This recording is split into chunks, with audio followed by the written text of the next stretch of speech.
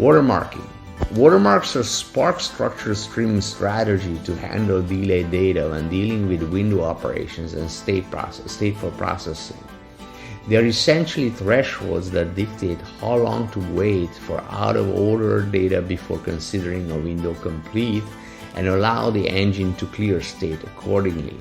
By setting a watermark, the user defines the maximum amount of time the system should wait for late data. This is crucial in scenarios like aggregating event data, where events might be delayed due to network issues or distributed system latencies.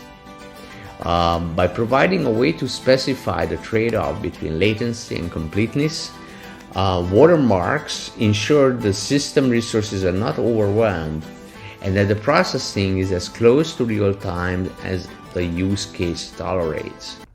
Let's see if we can demonstrate watermarking with some sample code. It's not easy to do because whenever you try to demonstrate something that has to do with timing, it is tricky to set it up, but let's look at this example. What this does, it writes a data frame with one column, where one column is basically the event time, and compared to the current time, it puts a couple of records like at 5 minutes, and then the closest one is 3000 milliseconds, so that's like 3 seconds.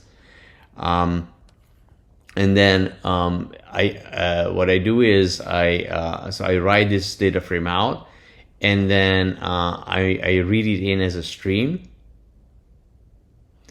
And when I read it in as a stream, I set a watermark at 15 seconds, and I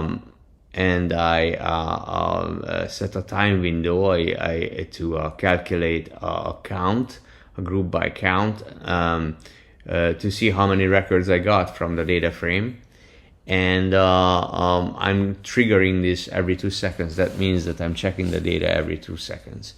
So let's see what happens if I run this. If I run this, then empty, 2 records. Okay, I got 2 records. Great. Now let's change a couple of things. Let's try to put the records that way. I have 2 records relatively close to my current time, so it looks like that falls into my watermark, right? The watermark is how late can a record be. So let's put this out by putting a couple of zeros in here, and then I copy this code again. So I have to do this in IntelliJ because it's much harder to edit in the Spark shell. So I go back and I paste this.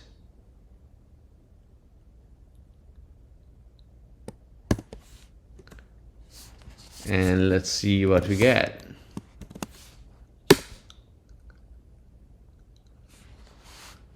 I'm just printing out the data frame so we can see what we're dealing with. So these are the times. That's why it's useful to print out. So obviously didn't get anything because I put everything outside the watermark, and it's considering everything too late essentially. So so this is how watermarking works. And this is a way to control what is included in your stream data set when you're reading it in, how late a record can be. Thank you for listening.